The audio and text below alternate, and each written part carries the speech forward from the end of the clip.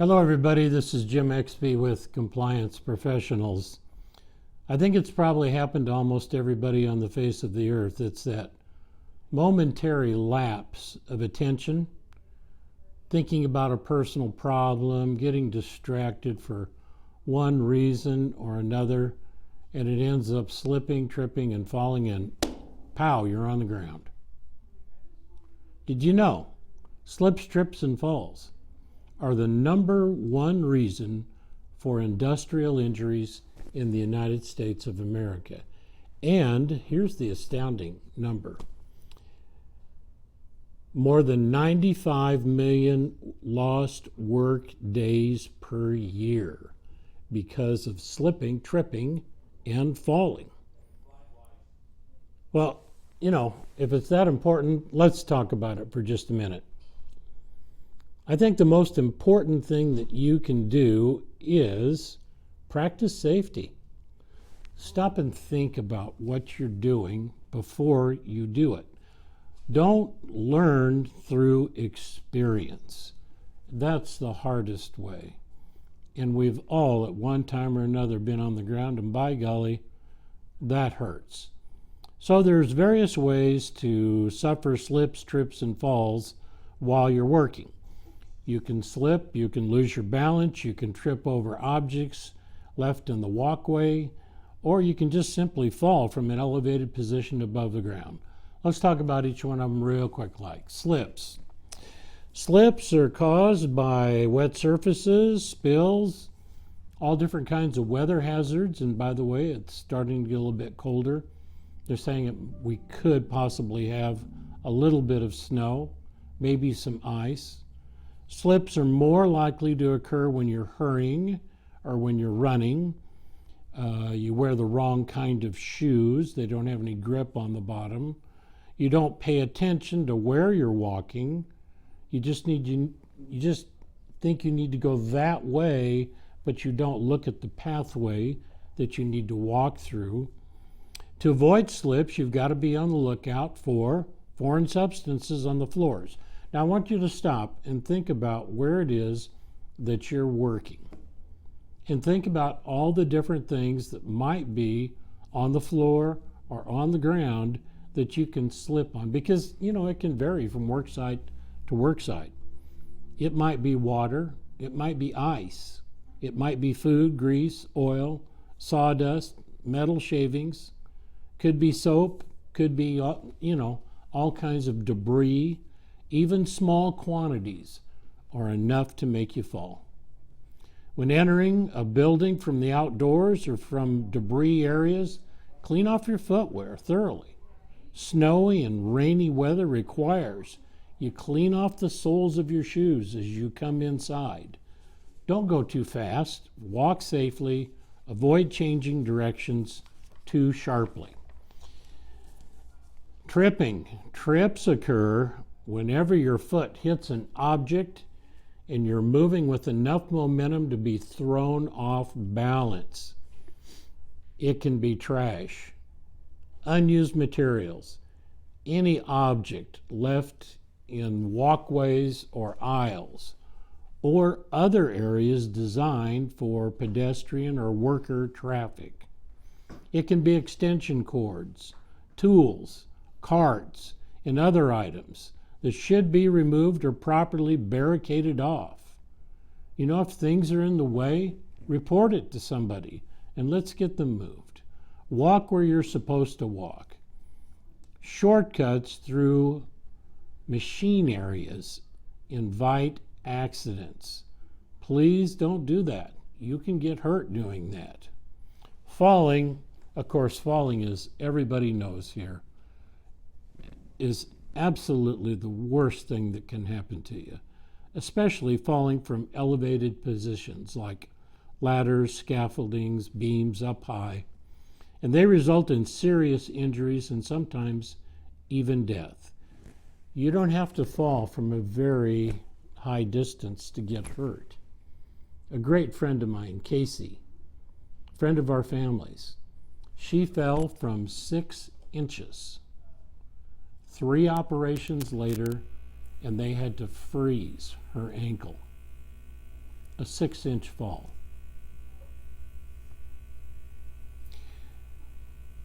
If you're going to go up, if it's at all possible, and there's a stairway there, use that. Use a ramp.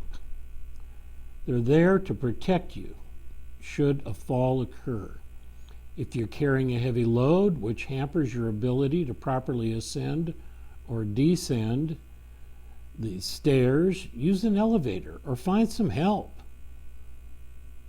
When you're climbing, use a ladder of proper length that's in good condition.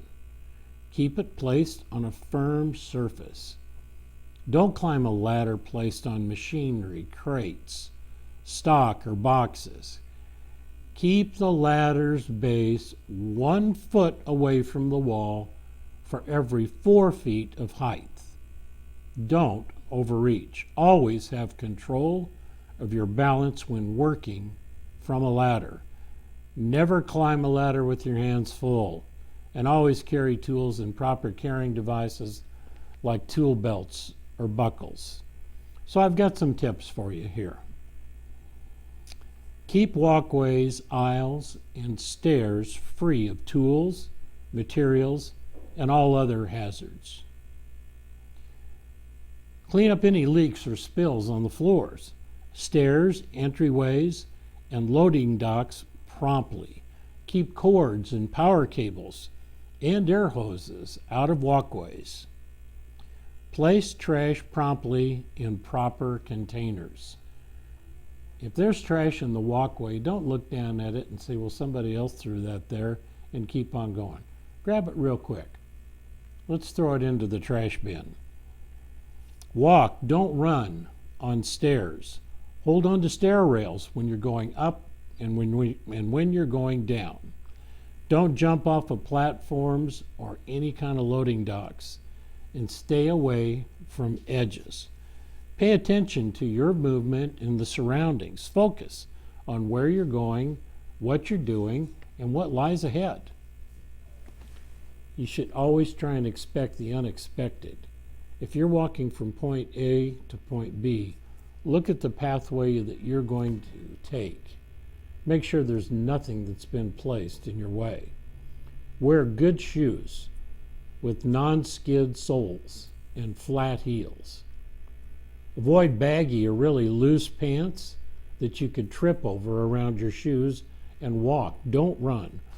Wipe your feet when you come in from rain or snow, and it's that time of the year when you might get out of your car and you just start walking into the workplace, and all of a sudden you fall down onto the asphalt parking lot.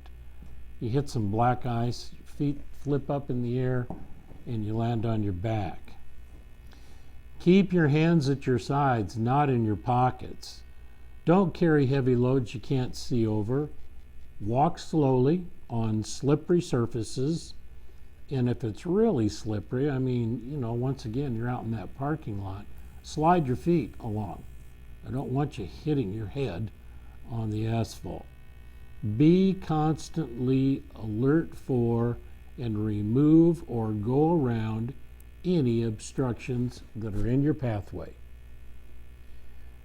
Use the tool belt. In all cases, you've got your hands free, but even more importantly, when you're on a ladder, and slide your hands up the sides of that ladder. I don't want anybody getting hurt. Good housekeeping is absolutely critical when it comes to slips, trips, and falls. Create and maintain good lighting at all times. Make sure you can see what you're doing. Have proper illumination in walkways, staircases, ramps, hallways, basements, construction areas, dock areas. Keep those work areas well lit and clean. Wear good shoes, guys. I got a pair of old shoes I wore in construction sites at home, and those soles are slippery. There's nothing left on them. I wore them down. I can't wear those things in the grass. I fall down. They're absolutely terrible. Make sure you've got good soles. Shoelaces need to be tied correctly. Whenever a fall-related injury is investigated, the foot heel needs to be evaluated to see if it contributed to the accident. And the most important thing you can do, it's called self-control. This condition is the toughest thing to control. It is human nature to let our guard down for 2 seconds and be distracted by random thoughts or doing multiple activities. Being in a hurry results in walking too fast or running, which increases the chances of a slip, a trip, or a fall.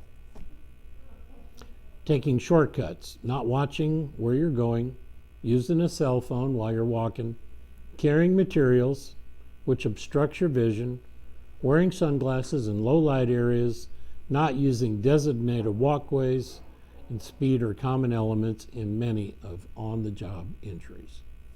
Please be careful, fellas. Think a little bit, okay? Use the 5-second rule and you're going to be okay. Thanks very much. Be safe. Have absolutely a wonderful Christmas and a great New Year's Eve. So here's the quiz. Slips, trips, and falls are the #1 reason for industrial injury in the United States. True. The best way to avoid slipping, tripping, or falling is to practice safety rather than learning through experience. True. Many times you find material in the walkway. What should you do? Let the guy who put it there pick it up? Ignore it? Tell someone to pick it up? Walk around it so you don't trip? Pick it up and throw it away. That's the right answer. Pick it up and throw it away. It's smart to practice ladder and scaffold safety before attempting to use them. True. The answers to the above 4 questions have been obvious because it's important to learn rather than becoming injured. That's absolutely true also. Once again, guys, have absolutely a terrific holiday. I hope everything goes well for you. And stay tuned for a public announcement. It's coming here in just a second. Hello everybody, Dave Fuller here, Safety Director for Building Erection Services Company. I would like to take this opportunity, while I have everyone's attention, to make a quick announcement about our COVID-19 protocols. If any employee calls in sick, there are certain questions that need to be asked regarding COVID-19. If you are calling in because you have a toothache, that is one thing.